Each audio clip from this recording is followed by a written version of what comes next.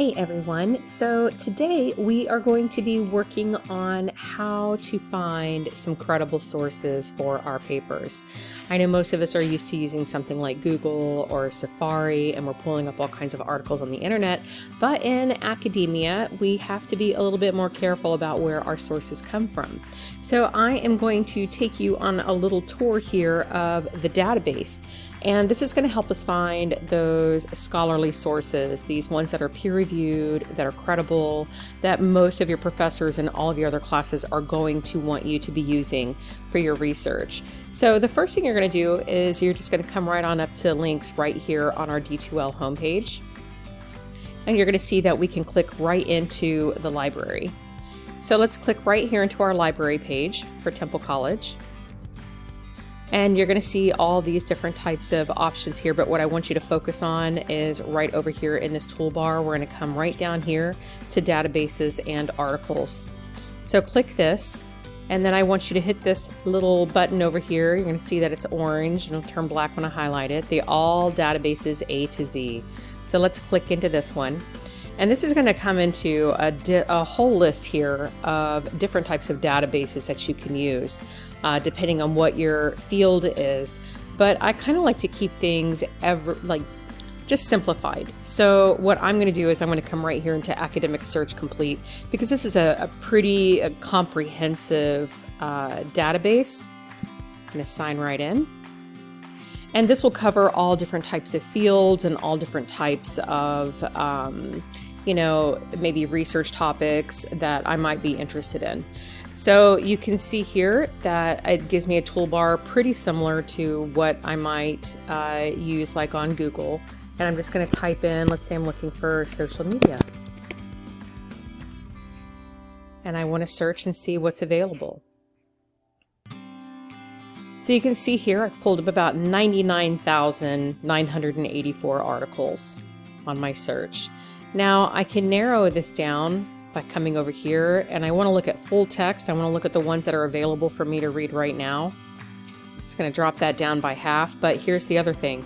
I want only scholarly peer-reviewed journals, so I'm going to click that box too. And as you can see, I've filtered out 99,000 available articles and have concentrated it down to 23,000.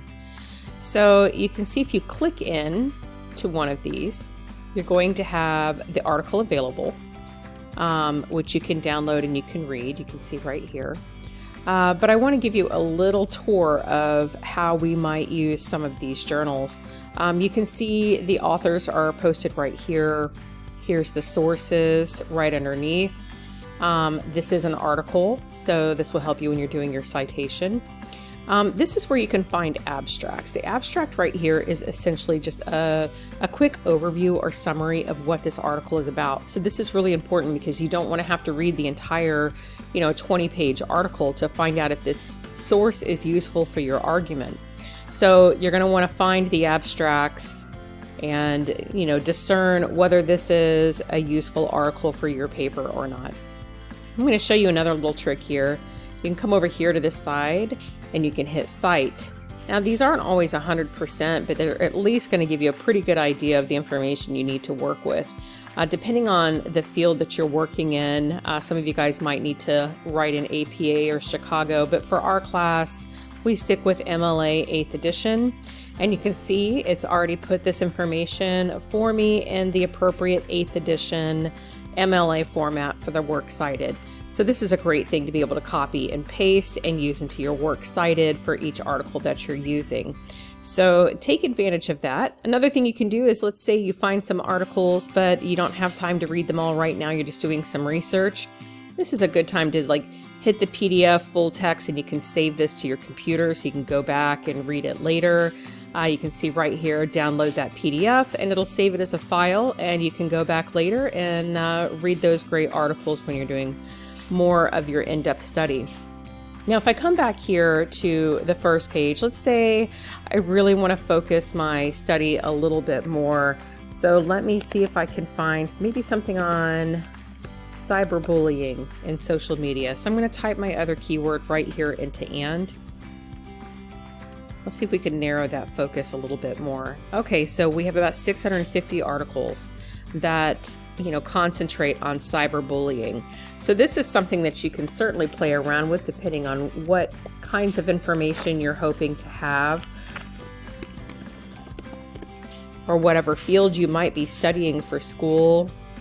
This is something you can play around with a little bit, but also a completely useful tool depending on whatever your major is and whatever classes that you're taking. So I hope you have some fun playing around on here and seeing what all you can find on this database. And if you have any questions, you guys know how to find me. Have a great day.